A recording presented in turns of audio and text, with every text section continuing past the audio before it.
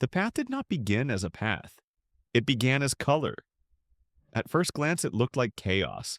Thick, tangled arches of shadow and streaks of color clawing at one another like arguments left unresolved. Black limbs curved overhead, twisted and layered as if the forest had been thinking too much and forgotten to relax. Jay stood at the threshold, boots planted, heart politely suggesting they turn around and have a nice cup of tea instead. But curiosity, that reckless tour guide, stepped forward first. As Jay entered the tunnel of trees, the light changed. Colors bled into one another, reds and blues, greens and golds, sliding along the ground like reflections on disturbed water. The forest wasn't silent, it hummed. Not a sound you heard with ears, but something felt behind the eyes, a vibration that stirred old memories you didn't remember living. The branches above bent inward, forming an archway that felt intentional, almost ceremonial.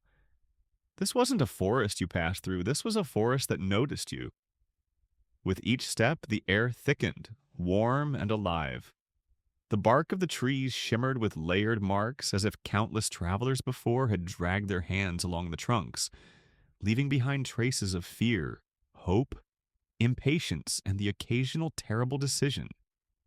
Jay brushed the surface with their fingers and felt a pulse. Slow, steady, reassuring. The ground shifted underfoot, colors pooling like wet paint. The path curved, then straightened, then curved again, as though it were deciding what kind of journey this would be.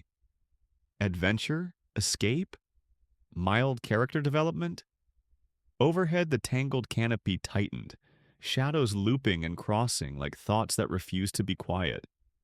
It felt less like walking through trees and more like walking through the inside of a mind, dense, colorful, slightly unhinged, but undeniably alive. Then the light ahead appeared. At first it was only a suggestion, a soft blue breathing between the branches. Jay slowed, every instinct sharpening. The forest seemed to lean back, giving space as if saying, "All right then, you've come this far." The tunnel opened suddenly and the world widened. Beyond the trees lay a clearing washed in impossible color.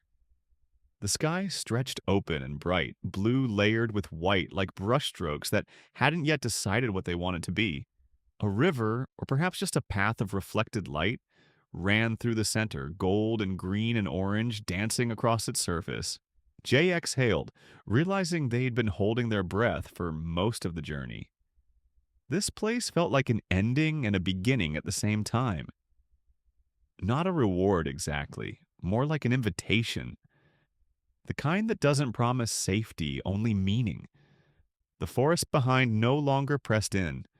It waited, patient and watchful, knowing the traveler would carry it forward whether they wanted to or not.